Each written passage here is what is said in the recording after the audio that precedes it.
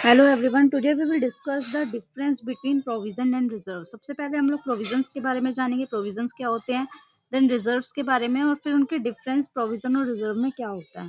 So let's start the about our classes. So what is provision? Provision is the term provision means any amount written off or retained by way of providing depreciation or retained by way providing of any known liability।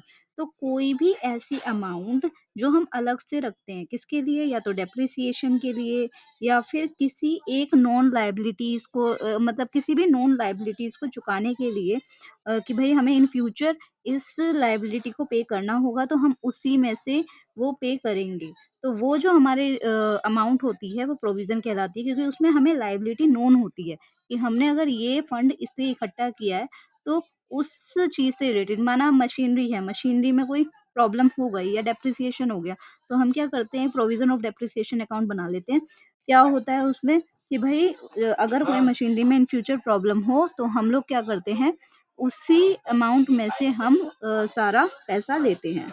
That is provision. So examples of provision क्या होते हैं, provision के क्या क्या example होते हैं? सबसे पहला बनता है प्रोविजन फॉर डेप्रिसिएशन, कि हम डेप्रिसिएशन के लिए भी अलग से प्रोविजन बनाते हैं। Provision for bad debts and doubtful debts, तो जितने भी हमारे बैड डेट्स होते हैं, हमें लगता है कि इन फ्यूचर ये जो अमाउंट है ये हमारी डूबने वाली है, या फिर डाउटफुल है कि भाई इन फ्यूचर ये पे हो या ना हो, तो उसके लिए भी हम प्रोविजन बनाते हैं।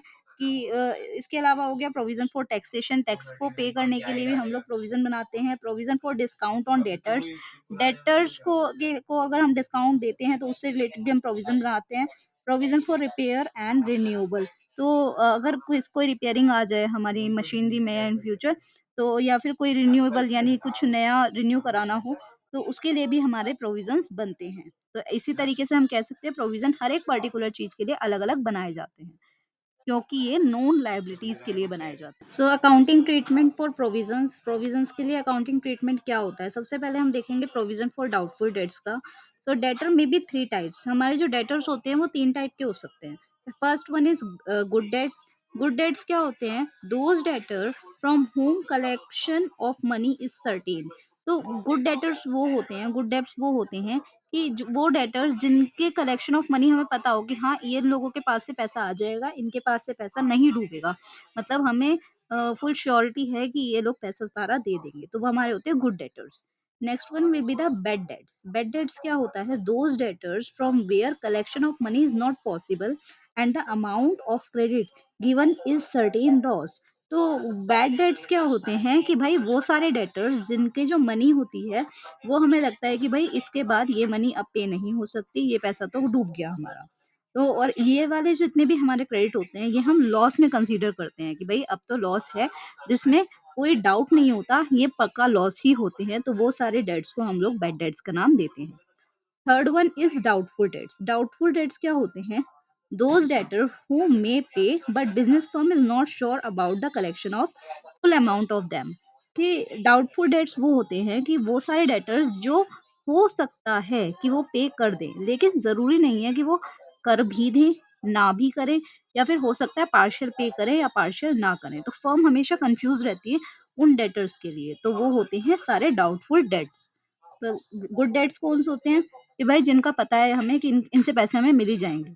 बैड डेट्स कौन से होते हैं? कि भाई इनका हमें पक्का पता है कि नहीं, अब ये नहीं देंगे पैसे, हमारे पैसे डूब गए। डाउटफुल डेट्स क्या होते हैं? कि इनके मिल भी सकते हैं, नहीं भी मिल सकते, और हो सकता है अगर मिले तो कम मिले। तो ये सारे होते हैं प्रोविजन डाउटफुल डेट्स। और इन डाउटफुल डेट्स के लिए हमें प्रोविजन बनाना पड़ता है, जिन प्रोविजन का नाम होता है provision for doubtful date. So provision for doubtful dates के लिए हम जर्नल एंट्री क्या क्रिएट करते हैं, सबसे पहले ये देखते हैं। So for creating for provision, provision के लिए जर्नल एंट्री क्रिएट की जाती है, वो की जाती है profit and loss account debit to provision for doubtful dates.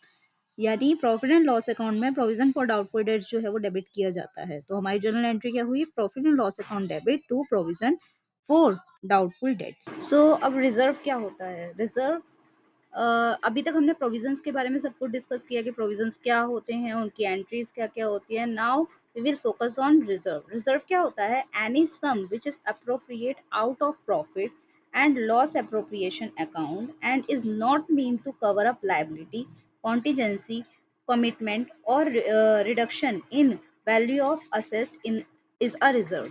तो रिजर्व क्या होता है कि कोई भी ऐसी सम ऑफ मनी जो कि प्रॉफिट लॉस अप्रोप्रिएशन अकाउंट में से निकाली जाए, जिसका मेन मतलब लायबिलिटी कॉन्टीजेंस कमिटमेंट या रिडक्शन को कवर करना ना हो, जिसका मेन मतलब क्या हो, जो हमारी असेस्ट में काउंट हो, जो किसी एक नॉन लायबिलिटी के लिए नहीं बनी गई, इस सभी लायबिलिटीज के लिए कि अगर भाई कंपनी में हमारा इन केस इन फ्यूचर किसी भी तरीके की कोई भी प्रॉब्लम होती है, तो हम उस रिजर्व में से उस फंड में से पैसा दे सकते हैं, तो that is called reserve. So reserve के अदर पॉइंट्स को हम डिस्कस करते हैं। रिजर्व क्या होता है? Reserve are appropriation of profit to strengthen the financial position of the business.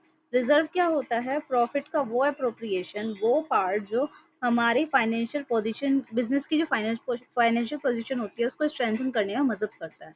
कि भाई हमें पता है कि इन फ्यूचर अगर कोई लॉस होगा तो हम उसमें से पैसे निकाल सकते हैं, तो क्या होगा, हमें बिजनेस में इतना ज़्यादा मतलब डर के नहीं चलना पड़ेगा या फिर लॉस से घबराना नहीं पड़ेगा, क्योंकि वी हैव रिजर्व, जो कि हम इन फ्यूचर अगर कोई लॉस नहीं भी हुआ तो उसमें काउंट कर सकते हैं। And next one is reserve is not charge against the profit, it is appropriation of profit.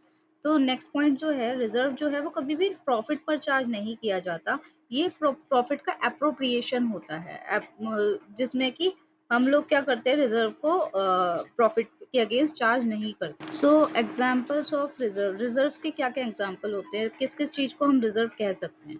तो रिजर्व आर जनरल रिजर्व, जो हमारे जनरल रिजर्व होते हैं, भाई किसी भी छोटे मोटे खर्चे के लिए हमने एक रिजर्व बना के रख दिया, उसका नाम कर दिया general reserve. Next one is workman compensation fund, कि भाई वर्कमैन को कंपनसेशन देने के लिए, कि भाई अगर हमारे कोई मैन्युफैक्चरिंग यूनिट है या कंपनी है, उसमें बहुत सारे वर्कमैन जो है वो काम कर रहे हैं, तो उन वर्कमैन को कोई भी मतलब चोट लग सकती है या कोई प्रॉब्लम हो सकती है, किसी भी तरीके से उनको अगर कंपनसेशन देना पड़े, तो वो जो कंपनसेशन रिजर्व है या फंड है वो वर्कमैन कंपनसेशन फंड कहलाता है। Next one is investment fluctuation fund, कि हमने अगर इन्वेस्टमेंट कहीं कर रखी है और हमें पता है कि हमारी इन्वेस्टमेंट प्रॉफिट में भी जा सकती है, लॉस में भी जा सकती है, तो उसमें जो फ्लक्चुएशन होता है उस पर जो फंड बनाया हुआ है।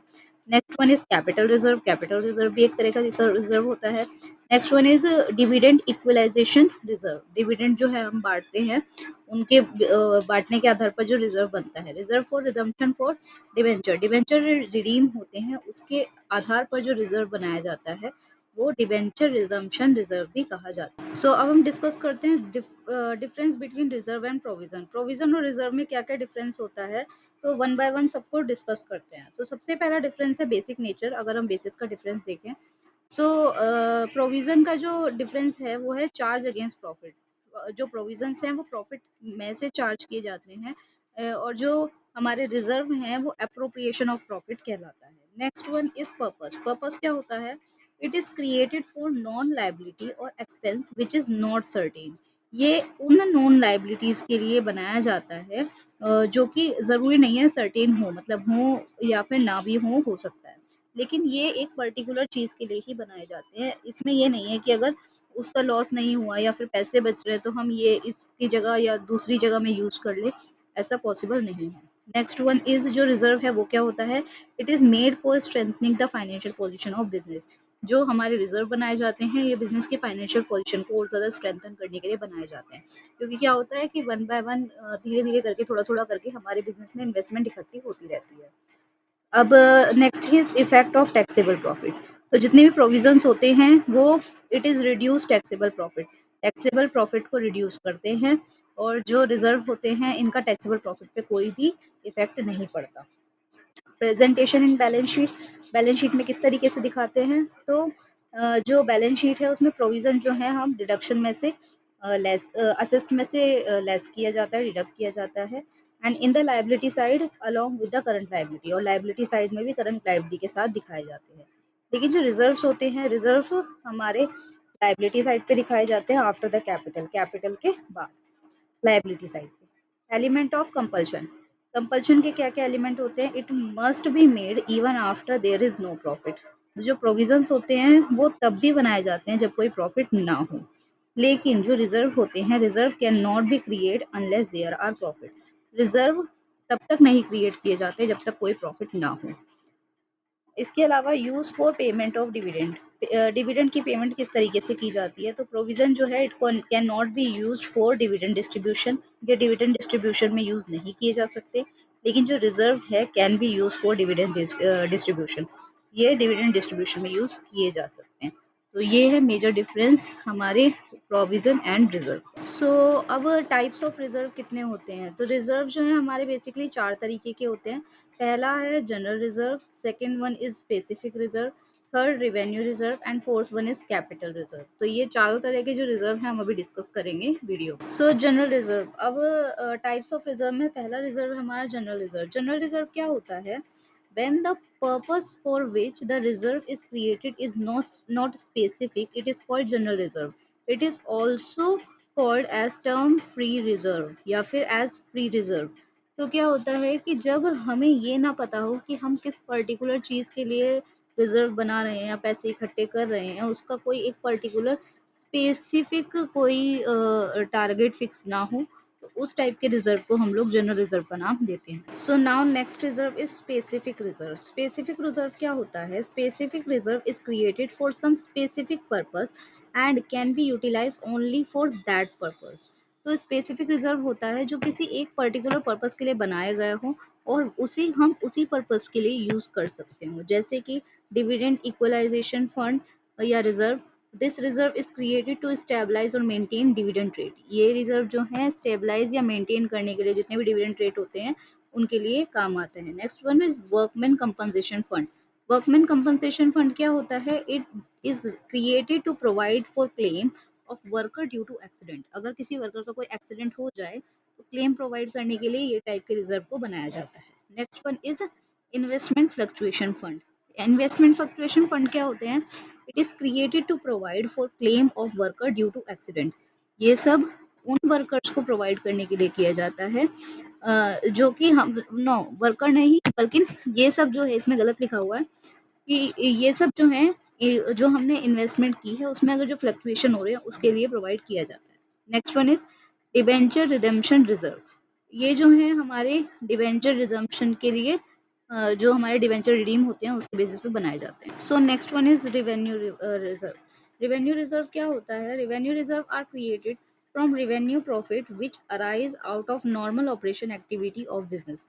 तो रेवेन्यू रिजर्व हमारे रेवेन्यू प्रॉफिट में से ही निकाला जाता है, उसके लिए उससे ही अलग जो है प्रॉफिट या मनी रखी जाती है, और ये नॉर्मल ऑपरेटिंग एक्टिविटीज जो हमारी बिजनेस में अराइज होती हैं उसके बेसिस पे बनाया जाता है। फॉर एग्जांपल जैसे जनरल रिजर्व हो गया, वर्कमैन कंपनसेशन फंड हो गया, इसके अलावा इन्वेस्टमेंट फ्लक्चुएशन फंड हो गया, डिविडेंड इक्वलाइजेशन फंड हो गया, ये इन्हीं रिजर्व में से ऐसे निकाला जाता है रेवेन्यू में से। So now capital reserve. Capital reserve क्या होते हैं, these are created out of capital profit. ये वो रिजर्व होते हैं जो कैपिटल प्रॉफिट से अलग क्रिएट किए जाते हैं, which do not arise from normal operating activity, जो कि नॉर्मल ऑपरेटिंग एक्टिविटी से अराइज नहीं होते।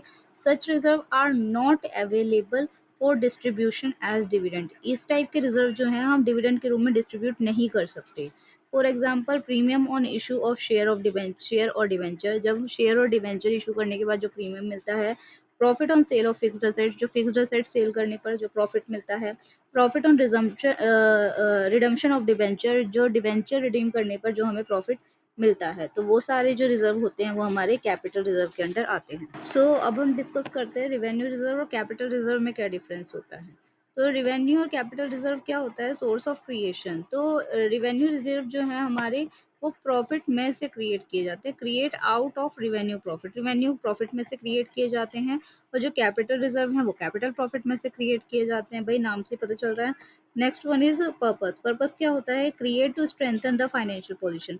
रेवेन्यू रिजर्व का जो काम होता है वो फाइनेंशियल पोजीशन को स्ट्रेंथन करने के काम आता है, लेकिन जो कैपिटल रिजर्व होता है इसका काम क्या होता है, create for compliance of legal requirement, legal requirement को पूरा करने के लिए और अकाउंटिंग प्रैक्टिसेस को कंप्लीट करने के लिए कैपिटल रिजर्व बनाया जाता है। यूजेज। यूजेज क्या है, a specific revenue reserve can be utilise only for an earmarked to purpose. तो जो हमारे स्पेसिफिक रेवेन्यू रिजर्व है ये सिर्फ एक पर्पस के लिए ही यूटिलाइज किए जा सकते हैं। General reserve can be utilise for any purpose. जो हमारे जनरल रिजर्व हैं वो किसी भी पर्पस के लिए यूज किए जा सकते हैं, इंक्लूडिंग डिविडेंड। डिविडेंड को बांटने के लिए भी हम यूज कर सकते हैं जो जनरल रिजर्व होते हैं। यानी रिवेन्यू रिजर्व में जो स्पेसिफिक रिवेन्यू रिजर्व होते हैं उनका एक स्पेसिफिक पर्पस होता है, हम उसी के लिए यूज कर सकते हैं उसी पर्पस के लिए। लेकिन जो जनरल रिजर्व होते हैं वो हमारे किसी भी चीज के लिए यूज किए जा सकते हैं। अब कैपिटल रिजर्व की अगर हम बात करें, it can be utilise for specific purpose as provided in the law. तो जो कैपिटल रिजर्व होते हैं ये भी स्पेसिफिक पर्पस के लिए ही यूज किए जा सकते हैं, जो कि हमारे लॉ में स्पेसिफाइड होता है। अब रिजर्व की इंपॉर्टेंस क्या होती है? सबसे पहली चीज, मीटिंग द फ्यूचर कॉन्टीजेंसी। जितनी भी हमारे फ्यूचर कॉन्टीजेंसी है, फ्यूचर में कोई भी प्रॉब्लम हुई, कोई भी जरूरत हुई, उसको यूज करने के लिए हम लोग रिजर्व का यूज करते हैं। Next one is strengthening the general financial position of the business. जो बिजनेस है हमारा, उसकी जो जनरल फाइनेंशियल पोजीशन है उसको स्ट्रेंथन करने के लिए भी हम रिजर्व का यूज करते हैं। Redeeming a long term liability like debenture etcetera. तो जितनी भी हमारी लॉन्ग टर्म लायबिलिटी है उसे रिडीम करने के लिए भी हम रिजर्व का यूज करते हैं, जैसे कि debenture. Friends, note the least, सबसे इंपॉर्टेंट रिजर्व जिसका नाम है सीक्रेट रिजर्व। सीक्रेट रिजर्व क्या होता है भाई? इसके नाम से ही पता चल रहा है कि ये सीक्रेट है। तो secret reserve is a reserve which does not appear in the balance sheet. ये वो रिजर्व होता है जिसे बैलेंस शीट में शो ही नहीं किया जाता, दिखाया ही नहीं जाता। इट में also help to reduce the disclose profit and also the tax liability. ये क्या हेल्प करता है कि जो हमारा डिस्क्लोज प्रॉफिट है उसको रिड्यूस करने में हेल्प करता है, और जितनी भी हमारी टैक्स टैक्स लाइबिलिटी होती है उसको भी रिड्यूस करने में हेल्प करता है। Secret reserve can be created in the following वे। अब किस किस तरीके से सीक्रेट रिजर्व जो है वो प्रिपेयर किया जा सकता है?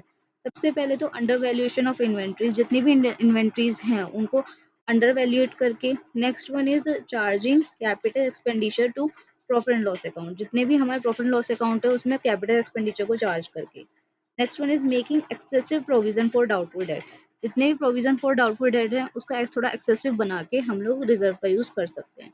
Showing contingent liability as actual liability. जितनी भी हमारी एक्चुअल लाइबिलिटी है उसके बदले हम कॉन्टीजेंट लाइबिलिटीज को शो कर सकते हैं, जो कि हमारे सीक्रेट रिजर्व के अंडर आते हैं। Thank you so much. Now हमारा प्रोविजन एंड रिजर्व वाला टॉपिक कंप्लीट हो गया।